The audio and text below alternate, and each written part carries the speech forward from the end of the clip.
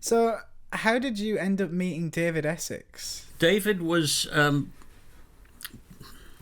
he was playing Jesus in a musical called Godspell in the West End. Right. Actually, it started off at the Roundhouse in Camden, and I was going out with a girl at the time who had been in two cities. She was a dancer and a singer, and she became the female understudy for what wasn't a large cast. It was about 5 or 6 girls and 5 or 6 boys, and together that was the cast of Godspell. And David was one of them, and he was keen to know what I was doing as a musician, and he was keen to sing on some of my sessions. Coming back to a point in time in your life when earning some extra dosh to what you're currently doing was of interest. And that's how it came about. He started singing on some commercials, a movie score that he had a role in that required both some singing and acting. And we became sort of good friends from that. And he was with a label that had a producer on it. And they had done a few singles together, and they sounded really good, but they didn't quite click commercially, and he was now keen to sort of go in a different direction.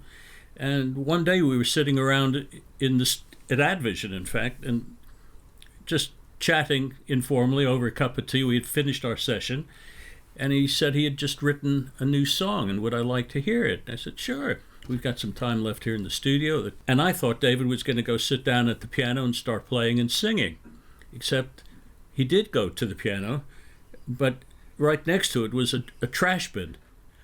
And he just sort of turned it over, emptied whatever was in it on the floor, and then moved away to another, like a chair.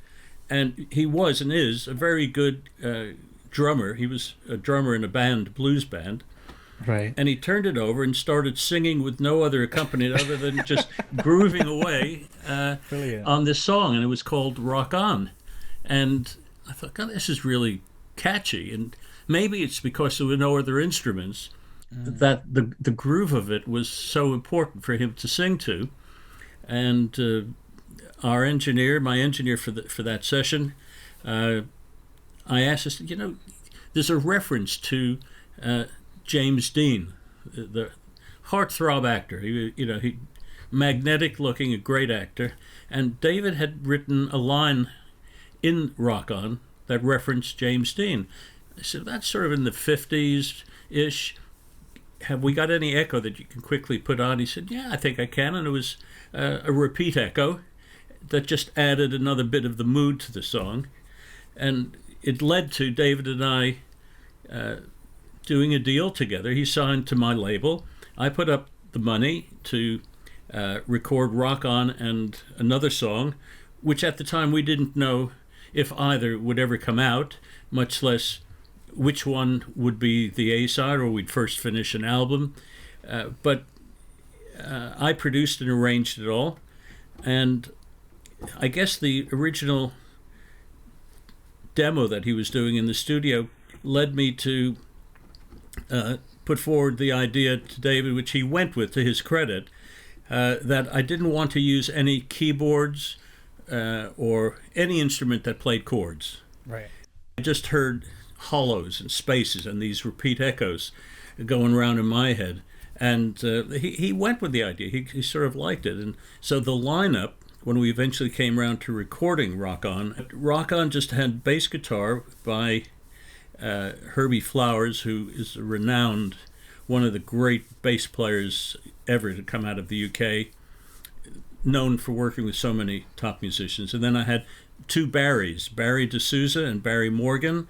One played drums and one played conga.